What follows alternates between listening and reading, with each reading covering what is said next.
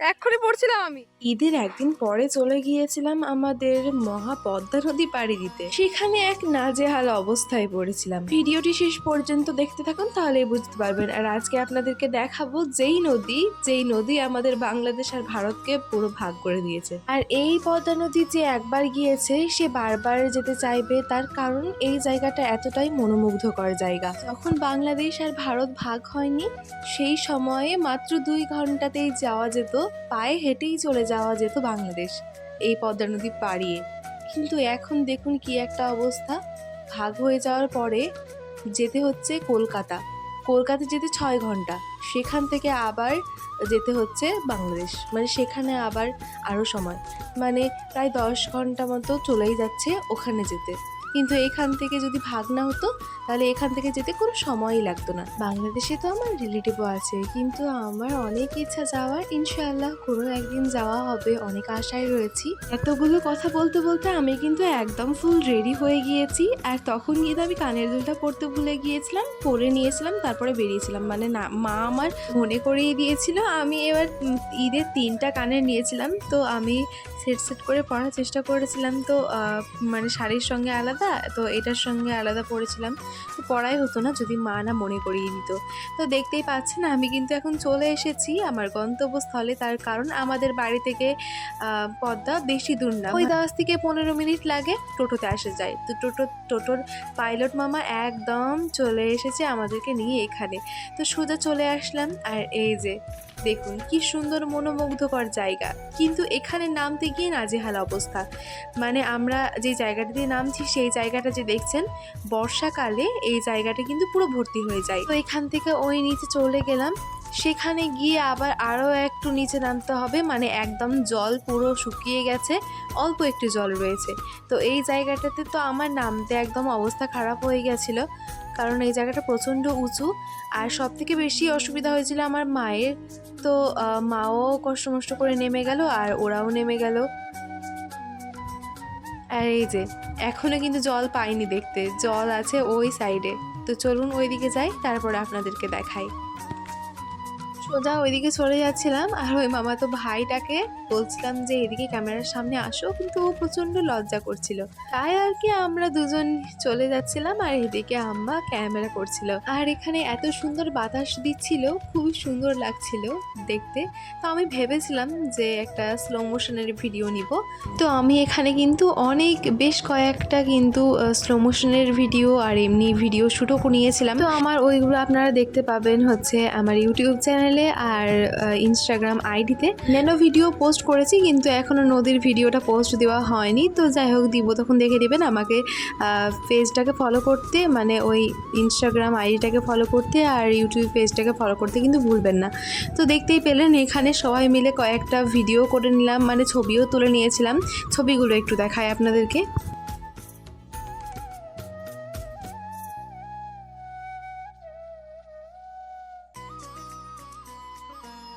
তো নদীর জলে একটু হাঁটাহাঁটি করলাম, জল পেলে আর কি চাই বলুন তো। অনেক বকবক করলাম, এবার একটা জিনিস দেখাই চলুন। ওই যে সামনে সাদা চরটা দেখতে পাচ্ছেন, তার পেছনে একটা গ্রাম রয়েছে। সেই গ্রামের পরেই, বর্ডারের পরেই রয়েছে বাংলাদেশ। এবার আপনারাই ভাবুন তো বেশ কতটা কাছে, কিন্তু দেশ ভাগ হয়ে যাওয়ার কারণে আমাদের কাছে অনেক দূরে। কি একটা অবস্থা দেখুন তো, পার্শ্ববর্তী জায়গা কিন্তু তাও আমরা শুট করে যেতে পারি না। আমরা পশ্চিমবঙ্গে থাকার সত্ত্বেও যেতে পারছি না ওইদিকে, আবার পূর্ববঙ্গের মানুষ অর্থাৎ বাংলাদেশের মানুষও এইদিকে আসতে পারছে না। মানে আমাদের সবারই আফসোস, এই দিক থেকে ওইদিকে যাওয়া যায় না, ওই দিক থেকে এইদিকে আসা যায় না। আসার জন্য পাসপোর্ট ভিসা মাস্ট। তো ইনশাআল্লাহ আল্লাহ যদি কোনোদিন নিয়ে যাওয়ায় তাহলে অবশ্যই যেতে পারবো, আর ওরাও আসতে পারবে। তো এই যে তো দেখতেই পেলেন, বকবক করতে করতে কিন্তু আমি একদম পাটা ধুয়ে বেশ কষ্ট করে উপরে উঠে আসলাম। আর এই যে এখন হচ্ছে আমরা চলে যাব। যেহেতু ভিডিওটা করছিলাম সেই সময় ওই জায়গাটা একটু উঁচু নিচু ছিল, আর একদম হোঁচট খেয়ে পড়ে যাচ্ছিলাম।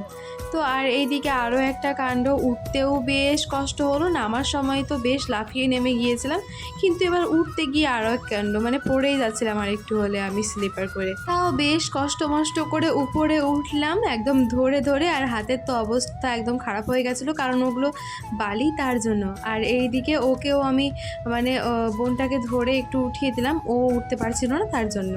আর এই দিকে দেখুন সূর্য পুরোপুরি ডুবেইনি, আর এই সাইডে কিন্তু চাঁদও উঠে গিয়েছে, মানে ওই যে ঈদের চাঁদটা উঠেছিল সেই চাঁদটায়। তো আমি একটু ভিডিও করে নিয়েছিলাম। আর এখন আমি যেহেতু সন্ধ্যা হয়ে আসছে চুলটাকে বেঁধে নিয়েছি, এবার হচ্ছে যে আমরা উঠে পড়েছি আর এখন চলে যাব। তো আমাদের তো নদী পাড়ি দেওয়া শেষ। আপনারা একটু বলুন তো যে আপনাদের নদী কেমন লাগলো। যারা প্রাকৃতিক মনোরম দৃশ্য উপভোগ করতে জানে তারাই বুঝতে পারবে যে কেমন লাগে এই সব জায়গায় আসলে।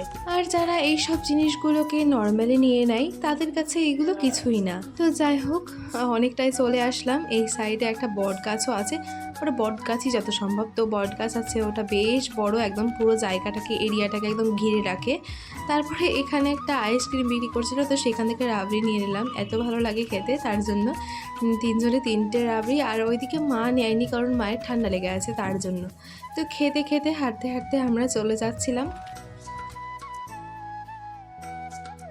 আর সামনেই দেখলাম ফুচকাওয়ালা, তো ফুচকাওয়ালার কাছে ফুচকা কিনে নিলাম। অবশ্যটা আমার জন্য না, ওরা নিয়েছিল, কারণ আমার ফুচকা বাইরের অতটা পছন্দ না। আর খেলে ওই ঈদের দিনই খেয়েছিলাম, তারপরে আর খাইনি, আর আমার অতটা ভালো লাগে না, তার জন্য ওদেরকেই কিনে দিল। আর আমরা হচ্ছে যে এখন বাড়ি চলে যাব।